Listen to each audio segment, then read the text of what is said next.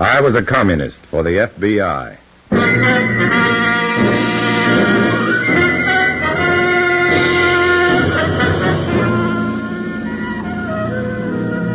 Starring Dana Andrews in an exciting tale of danger and espionage. I was a communist for the FBI.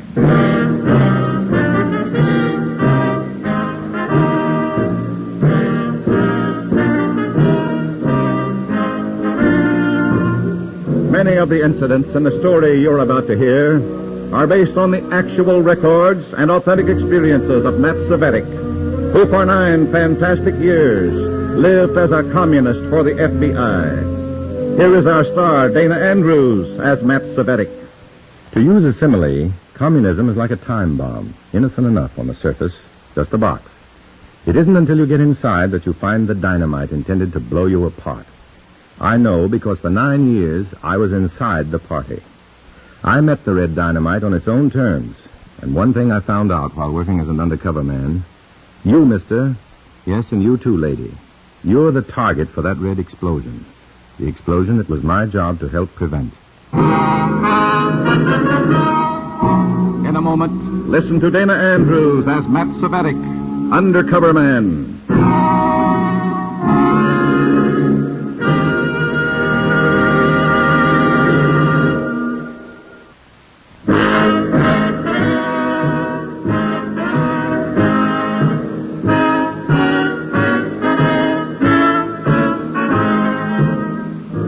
Here is Dana Andrews as Matt Cvetic, FBI undercover man. This story from the confidential file is marked The Dangerous Dollars.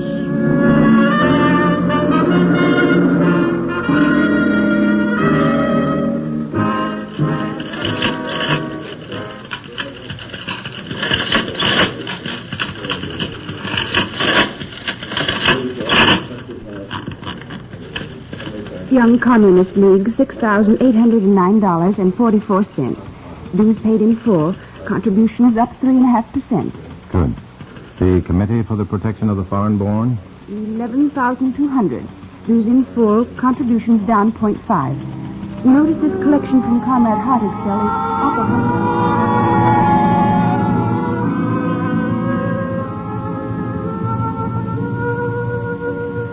I was assigned to the Communist Finance Committee in charge of collections for the district, and I watched the figures mount up on Comrade Nora's adding machine.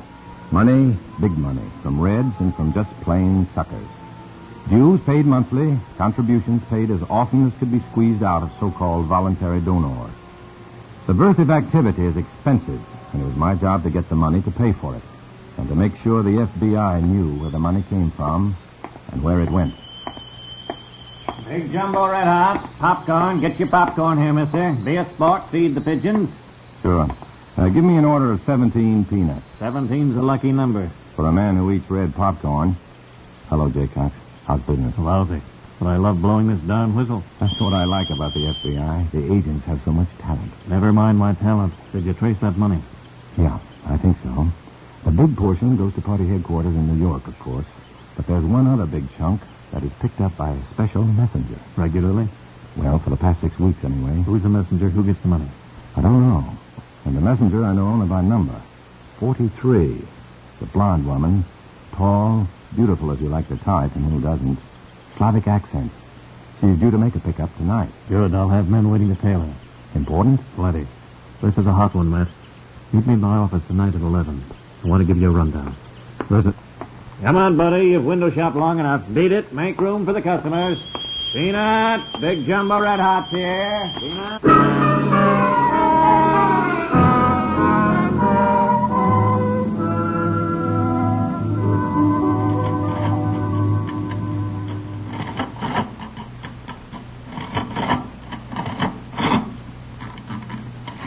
That does it. Here, comrade. Overall increase of $79.20. That should satisfy National Headquarters, Comrade Matt. Please them, perhaps. Satisfy them, no. Okay, Comrade Nora. I think we've done enough for tonight. Let's wrap it up and... Oh, Comrade Matt, it's her, 43. Good evening, comrade. Good evening. Your package is there on the desk. 18,000. And $10. Count it. I'm sure it's right. Your figures are always right. A sign of your intelligence. Oh, bully for me. You're a very interesting man, Comrade Fettig. Someday we may be able to meet on more social terms and discuss your intriguing nature. Good night, Comrade. Good night. Comrade, did you see that coat? Mink. And that dress, why, it was outrageously bourgeois. Well, she should be investigated. I don't trust that one. You forget she's on special assignment. Undoubtedly, her clothing is a requirement. Well, it's time for us to close up. Will you walk me home, Matt? Comrade Matt? What? Oh, well, I'd like to, but not tonight. I want to pick up some things at the drugstore before it closes. Oh, well, there's one on the way to my place. I wouldn't mind waiting. Well, sure, on that. I'll make you some coffee, and I have some cake. All right, Commodore. I'll take you home.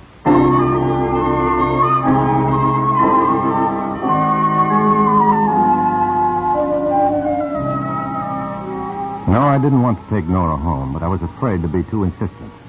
It was the usual distrust, the penalty I paid to live. Was Nora's interest because she was lonely, or could she have somehow discovered I was to meet my FBI contact that night?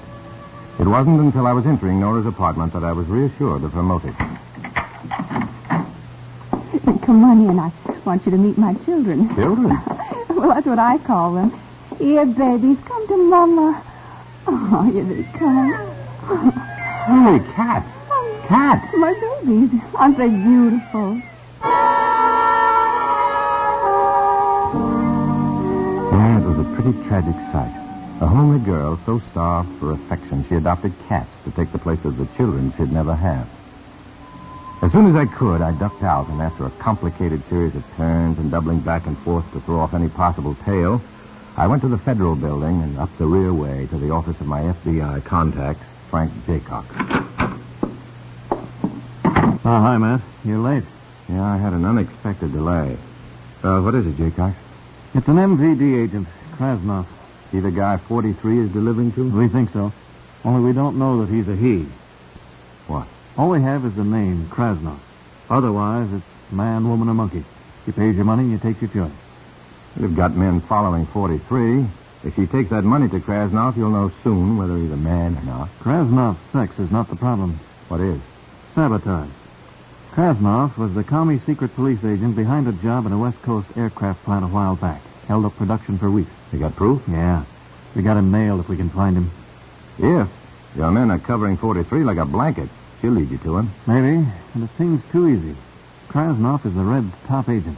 Word we've gotten is that Krasnov plans to import a small but highly trained group. Specialists in arson, demolition, and murder. Yeah. The kind of organization we can't afford to let get started. And that's the why of it, Matt.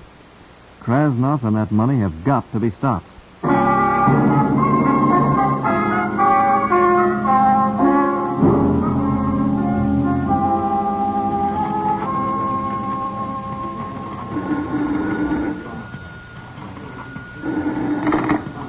Greenview 61124.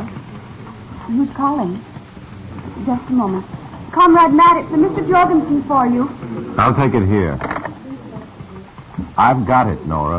Of course, I'm sorry. Hello, Mr. Jorgensen. I didn't expect you to call me here. I know it's dangerous, Matt, but I had to talk to you fast. Well, your wife's operation didn't go too well last night? You guessed it. Where was it done? 43 was trailed to a small resort called Skyline Rancho, up in the mountains about 100 miles north of here. The resort is a commie hang-on. No one can get past the desk unless he's a rep. Oh. Have you tried another doctor? If you mean force, no. So? So we've got to get an agent inside that resort. Someone who can move around, find out which one of the guests or employees is Krasnov. Where the money is, what Krasnov plans to do with it. It sounds like a tough operation. We'd better have a good surgeon. We have. Who? You. What? Sorry, Matt, but you're the only one who can do it. As a commie, you can get in. You've got a vacation coming. Take it. At Skyline Rancho. Well, there it was, right in my lap. It was that kind of assignment, so the first thing I did was to make sure my life insurance policies were paid up. The next thing was to get off from work without arousing suspicion. Comrade Nora, my assistant, made it easy. Comrade Matt, here are the vouchers for... Matt, what's the matter? You look ill. Oh, I guess I'm just tired out. Oh, what a headache I got. You should take a rest. Oh, I can handle things for a few days without any problem at all. Do you think you could? You wouldn't mind? Oh, certainly not. You know I'd do anything for you. Yeah. I wonder where I could go. Oh, goodness, there's plenty of places to go, Comrade Matt. There's Chateau Regal, Victor's Ski Lodge, Skyline Rancho, or... The Skyline Rancho. Well, that sounds like it might be nice. Oh, it is. And it's exclusive, too. The owner's a party member, and he only lets in other members or fellow travelers. Why don't you go there? You'd love it. Yeah, I bet I will. All right, Comrade, you made up my mind. I'll go.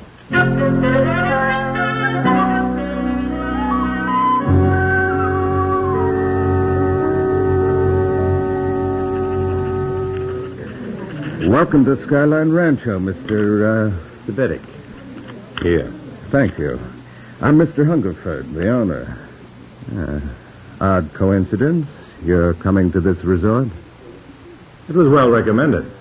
I'd never heard of it. Who recommended it? I want to write and thank them. Nora Bayless, my assistant. Why not call her? You'll get the answers quicker. You're a clever one. Come with me. I'll show you around.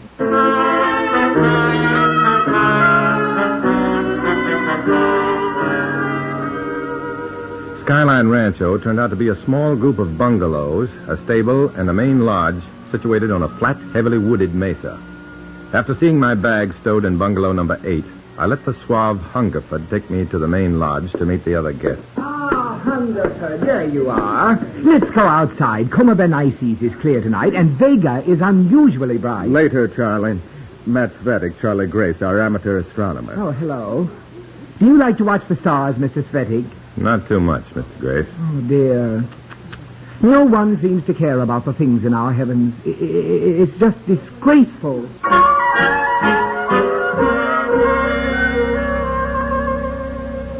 Which one? You met them all, but which one was Krasnov, the MVD agent? The last one I met was a squat ape of a man with black fingernails and an expression like the devil with a hangover. This is Mr. Kane, Matt Svetic. Hi. Hi. Been here long? Nah. Oh, it's nice to see you're having such a happy time.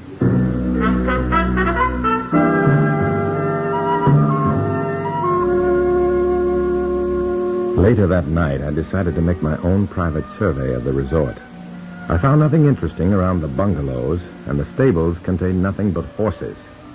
But when I left the stable, I found myself pinned in the brilliance of 2 powerful flashlights that blinded me. It's late, Svetic. You'd better go to bed. This night air's cold. It could be the death of you.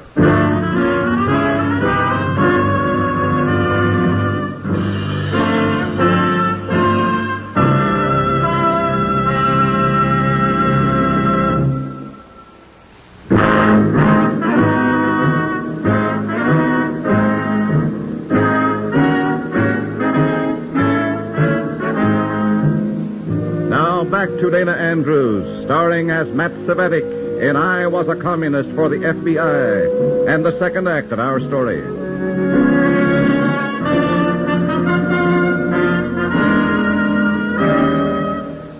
So far, I was getting no place in my search for the MVD agent Krasnov.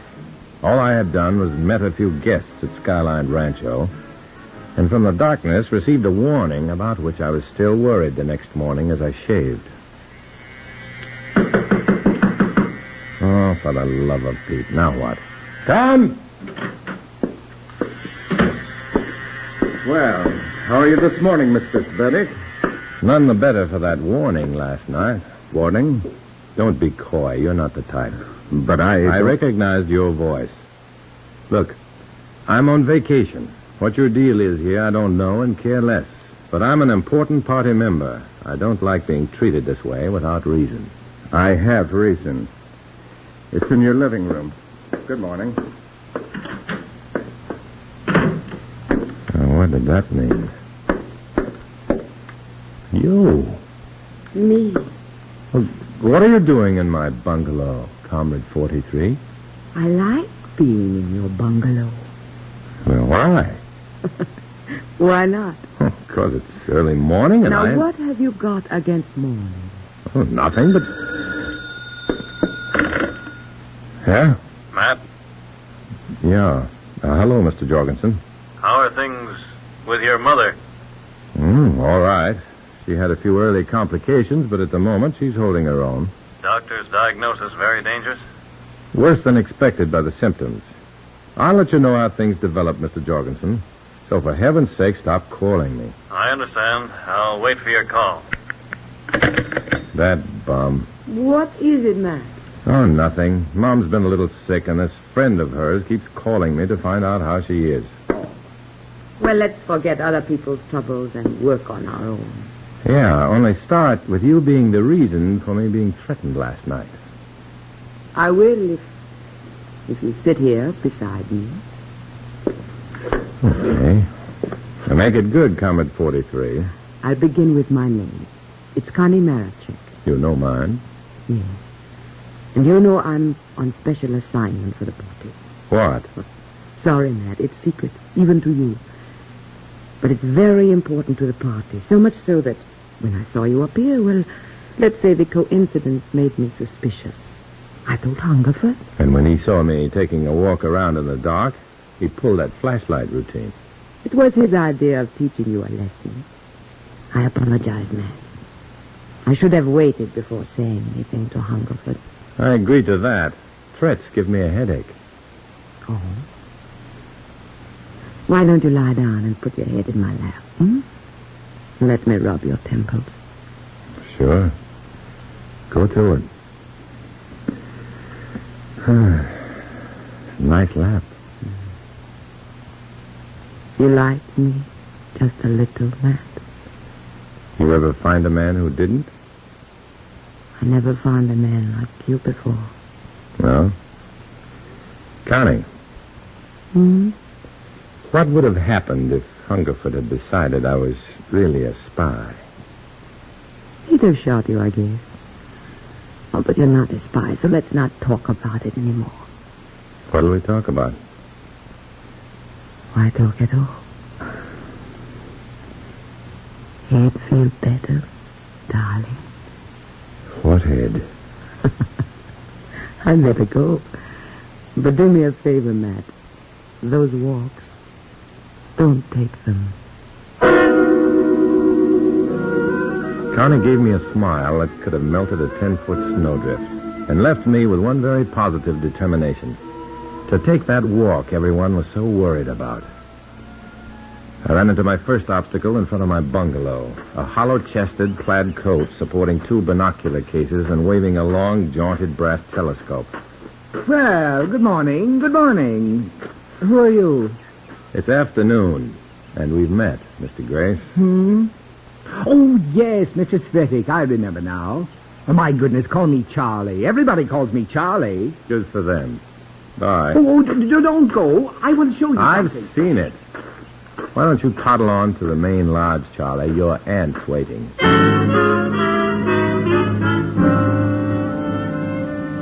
Charlie Grace gone, I headed in the opposite direction, past the stables, searching for whatever it was I wasn't supposed to see. My first success was a faint path leading into the trees, a footpath. 2 miles through the trees, I found Krasnoff's secret, a tiny airstrip and camouflaged hangar. In the hangar, a powerful black cabin plane equipped with extra wing tanks, all full to the top. It was information worth a big risk. I hurried back and took the risk by calling my FBI contact, Jaycox, from a payphone in the lobby of the main lodge.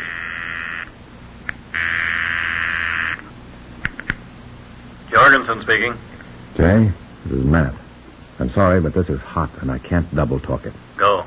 Krasnoff's got a plane stashed out on an airstrip back in the trees. A cabin plane. No NC number. Painted black. Extra tanks, all full. A guy staying here named Kane. His nails are full of black grease. I figure he's the mechanic. Krasnoff? I haven't spotted him yet, but I'm playing footsies with his messenger, 43. Her name's Connie Marachek. Marachek, got it. You better get Krasnoff fast. Black plane, night flight, wing tanks, long flight probably to Canada or Mexico. Yeah. Hate to ask you to do this, Matt, but You'd better jimmy that plane first thing. Do what? You have to. We can't let them escape now. You know anything about planes? They got wings and they fly. In that case, open the engine cover, reach in and grab something. Yeah, then what? Pull. If it comes loose, you're right.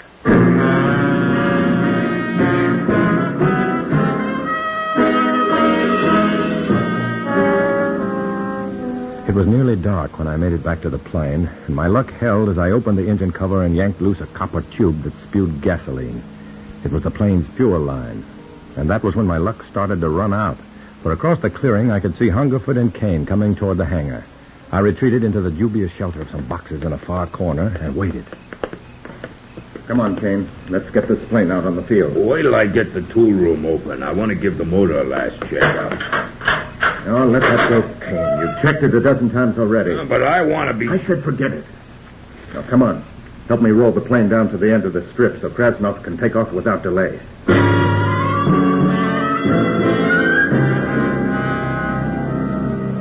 I watched as the plane was pushed out and down the field several hundred yards. It was turned into the wind, ready to take off, so they thought. When the two men headed back to the hangar, I got an idea. I tied a long piece of wire to a heavy wrench on the table inside the windowless tool room, ran the loose wire out to my hiding place among the boxes. When Hungerford and Kane entered the hangar, I yanked the wire so it pulled the wrench off the table in the tool room. What's that? It came from the tool room. Let's take a look. It was close timing. When Hungerford and Kane moved cautiously into the tool room, I came out from behind the boxes and moved to the open door, then... Hey, what is this? Open this door! The room had no windows, so I knew the two Reds were in for keeps until that door was opened. Scratch 2. Next stop, Krasnov. But you have to flush a quail before you can shoot it. So back at the lodge, I dug up the last of my nerve for a bluff that had my heart pounding like a pneumatic drill.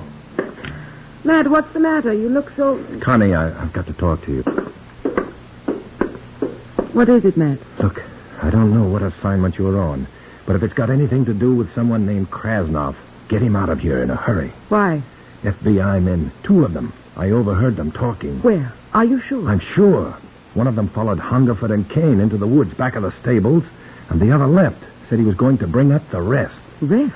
Where they talked, they've got a whole army coming in. But they can't. That is, we have to get away before... We? You mean this Krasnov person and you? Yes. You may as well know the whole thing now, Matt. You've proven I can trust you. The money I delivered went to Krasnov for him to use in organizing a sabotage ring. Charlie, come here, quick. Of course, my dear, but do be quick. I want to plot the position of Sagittarius. You can drop the act. Matt, this is Major Krasnov of the secret police. Tell him what you told me. When Connie spoke, Charlie Grace changed, and suddenly the harmless stargazer didn't seem quite so harmless. After I told my story, the MVD agent went into action, racing to his bungalow and picking up a valise. Then, with Connie in tow, he vanished down the path to the airfield. I waited near the stables, and in 16 minutes by my watch, they were back, running.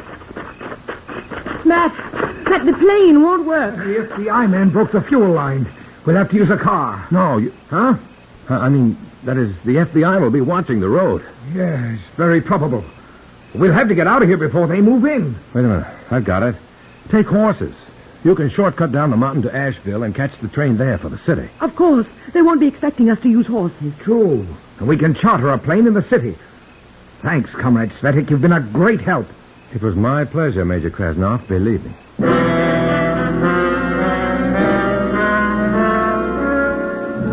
I watched Krasnov and Connie ride their horses into the darkness. Then, in the main lodge, I went to the payphone and made a call that was a real pleasure. Jorgensen. Hi, Jay. Better meet the train coming in from Asheville. Couple of people on it you'll want to see. Krasnov? Yeah. I found out. He's a he. You'll know him. He'll be with Connie Marichek. Oh, and he'll be carrying a valise. Take good care of it. It's full of happy cabbage. Don't worry. We'll take care of it. And while you're at it, send a squad of men up here to make a phony raid to cover my story. They'll find 2 men locked in the tool room of the hangar. Got it. You coming back to the city? Sure. I've got to get back to my little red cabbage patch.